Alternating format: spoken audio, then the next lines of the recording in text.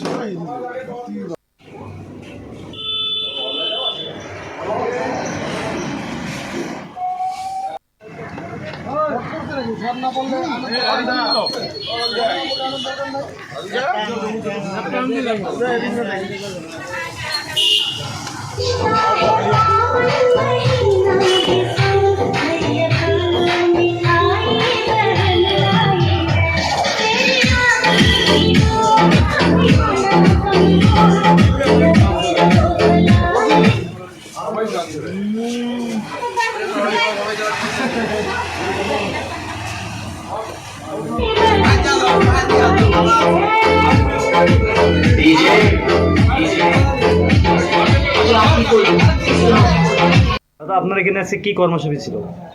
আজকে 19 হাইরোড চৌপতিতে 19 অঞ্চল তৃণমূল যুব কংগ্রেসের উদ্যোগে 2 ভাদ্র আজকে রাখি বন্ধন উৎসব।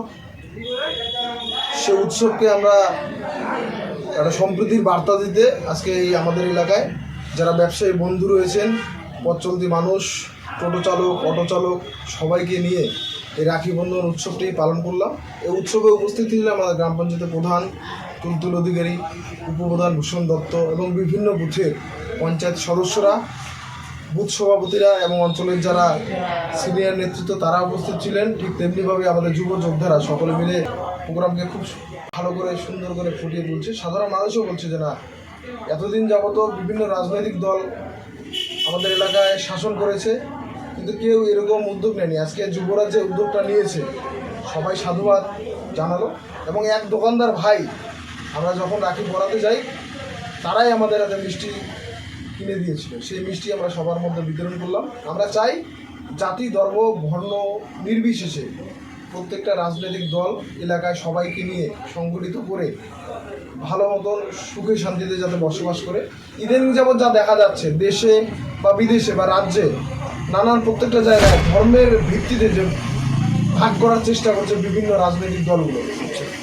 ঠিক আমরা 200 বছর 300 বছর আগে যখন ইংরেজরা যখন শাসন করতে এসেছিল আমাদের ভারতবর্ষে, তারা যেরকম বিভিন্ন জাতির ভিত্তিতে আমাদের ভারতবর্ষকে ভাগ করার চেষ্টা করেছিল, সেমভাবেই আমাদের কেন্দ্রে ক্ষমতায় থাকা বিজেপি আমাদের প্রত্যেকটা রাজ্যের বিভিন্ন শ্রেণীর মানুষকে জাতিগতভাবে বিভেদ সৃষ্টি করার চেষ্টা করছে। আমার নেত্রী মমতা বন্দ্যোপাধ্যায় এবং অভিষেক বন্দ্যোপাধ্যায় বলেছেন যে কাজের ক্ষেত্রে, চলার ক্ষেত্রে বিভিন্ন রাজনৈতিক দল, বিভিন্ন শ্রেণীর মানুষ সবাইকে নিয়ে একসঙ্গে পথ চলার।